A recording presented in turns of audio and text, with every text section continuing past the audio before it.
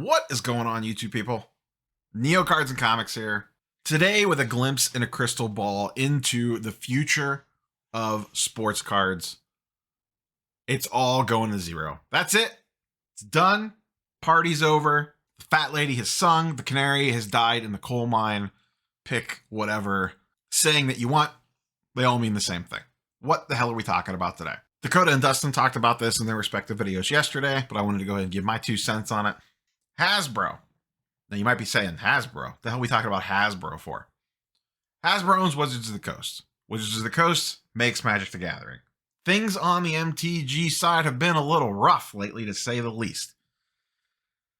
Monday morning, some stuff come out about their stock, and Bank of America, along with some other investors, levied some pretty harsh comments against Hasbro. I would recommend going to check out Rudy's full video over at Alpha Investments. If you're not watching Rudy, you should be, even if you don't care about Magic the Gathering. Generally speaking, he is one of the better, if not one of the best content creators out there, period, full stop. His stuff's extremely entertaining. So, what did these bankers have to say? And why do we care? Because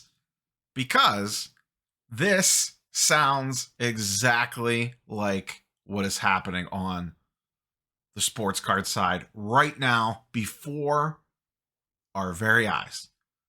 I'm going to play a short clip from Rudy's video, not safe for work. What does Rudy have to say on this subject, you may ask? Let's hear it straight from the horse's mouth. This is the Bank of America, Merrill Lynch supposed analyst that made this decision. The primary concern is that Hasbro has been overproducing Magic the fucking Gathering cards, which has propped up Hasbro's results, but is destroying the long-term value of the brand. Because they're morons! In a client note. In order to maintain the high growth from Papa Hasbro in this business after the pandemic, Hasbro came up with more frequent set releases, more products in each set, and wider distribution. However, it is appearing this strategy has likely backfired. Thank you, Rudy from Alpha Investments, for filling that in for us, doing a dramatic reading, if you will, of the statement. Now, once again, you might be asking yourself, why should we care on the sports card side of things? Well, if you listen to that, sounds pretty familiar, doesn't it? Retail sitting on shelves again. They've printed a crap ton of this stuff. There's 57,000 101s for whatever the hot rookie is every year.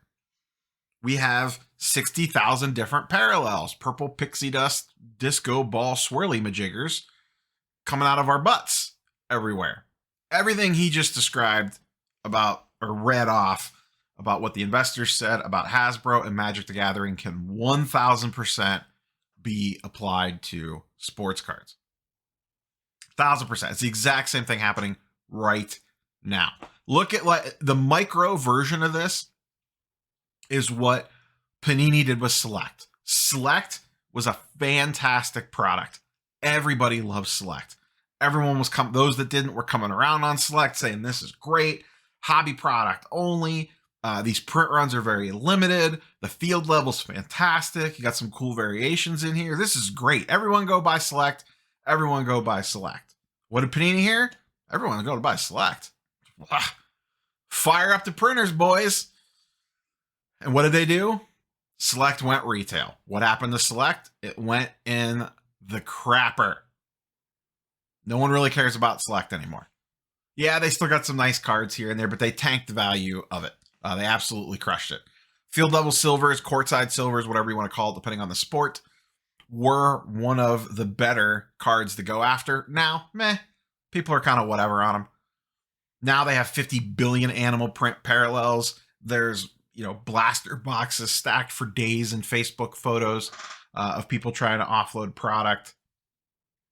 That's a microcosm of what's going on right now across the sports card market as a whole.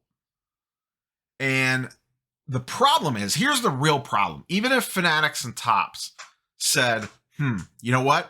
They're 1,000% right. We need to adjust this a little bit and kind of scale things back to keep secondary market demand up. Cool. There's a problem there. And maybe this gets resolved because this news could come out any single day that this finally gets put to bed. But Panini is the rogue agent in the field. They are the Daemon Targaryen for anyone that watched House of the Dragon. They just go do their own damn thing whenever the hell they want to because they don't care. Panini has zero vested interest in the future of the market because they're losing it all in a couple years.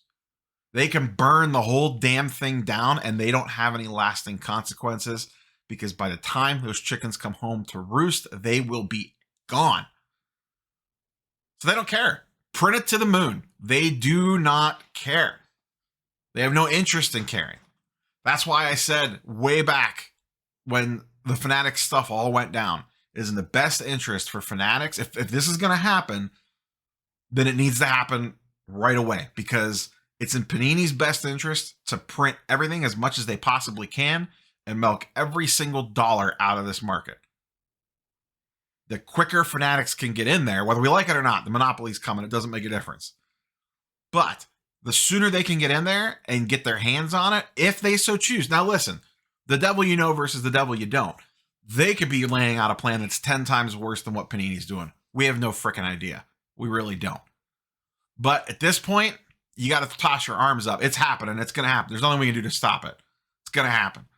So you can only toss your arms up and hope that someone smart at Fanatics is listening to all this and saying, maybe all these shop owners, collectors, etc.